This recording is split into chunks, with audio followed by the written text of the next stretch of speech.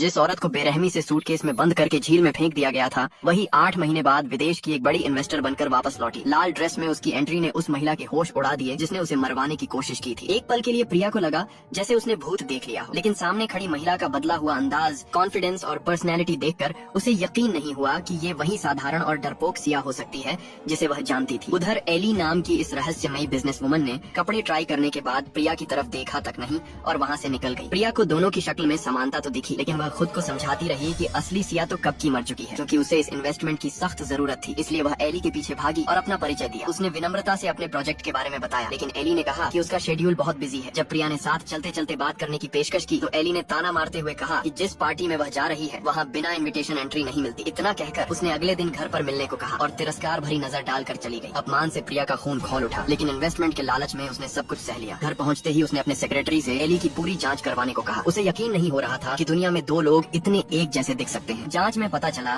कि एली का रिकॉर्ड बिल्कुल साफ है। उसका परिवार अमेरिका में 3 पीढ़ियों से बसा हुआ है और काफी अमीर है। हालांकि एक बात चौंकाने वाली थी, एली अपने माता पिता की गोद ली हुई बेटी थी। यह सुनकर प्रिया को शक होने लगा कि कहीं एली और सिया जुड़वा बहनें तो नहीं, लेकिन उसे नहीं पता था कि वह धीरे धीरे किसी और के बिछाए जाल में फंस रही है। असल में जिस दिन सिया दुश्मनों से मिलने गई थी, उसके भाई अर्जुन ने सुरक्षा के लिए 2 भरोसेमंद महिलाओं को उसके साथ भेजा था। जब प्रिया के सेक्रेटरी ने सिया को बेहोश करके सूटकेस में बंद किया, तभी उन दोनों ने खतरा भांप लिया। एक ने तुरंत विला का फायर अलार्म चालू कर दिया। अलार्म बंद करने के लिए सभी लोग भागे और उसी मौके का फायदा उठाकर उन्होंने सिया को सूटकेस से बाहर निकाल लिया। फिर उसकी जगह सूटकेस में पत्थर भर दिए। बेखबर प्रिया ने सबूत मिटाने के लिए उसी सूटकेस को झील में फेंकवा दिया, जबकि उसमें सिर्फ पत्थर थे। बचाए जाने के बाद सिया को पता चला कि उसकी जान लेने की कोशिश की गई थी। यह सुनकर अर्जुन सन्न रह गया। अगर समय पर मदद न पहुंचती तो नतीजा बेहद भयानक हो सकता था। उनकी बातचीत आर्यन ने भी सुन ली। उसे पता चला कि उसकी अपनी बहन लगातार लोगों की जान लेने की कोशिश कर रही है। इस बार उसने फैसला कर लिया कि वह रिश्तों से ऊपर न्याय को रखेगा। लेकिन उसी रात उसने अपनी बहन और जीजा की बातचीत सुन ली। दोनों परिवार की पूरी संपत्ति हथियाने की साजिश रच रहे थे। इतना ही नहीं,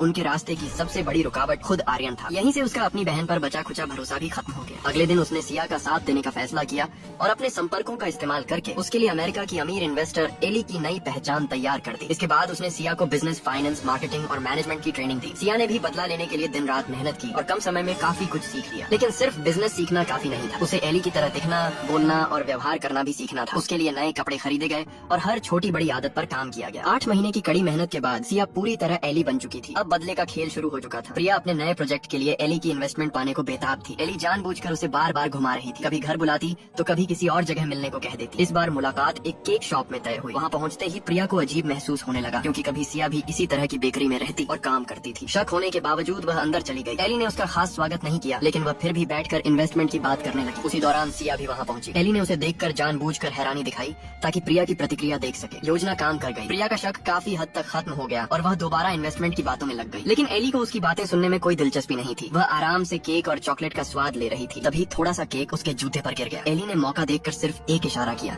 और प्रिया को अपने जूते साफ करने का संकेत दिया। प्रिया कुछ पल के लिए हैरान रह गई। क्या जूते साफ नहीं करोगी? क्या देख रही हो, जल्दी करो।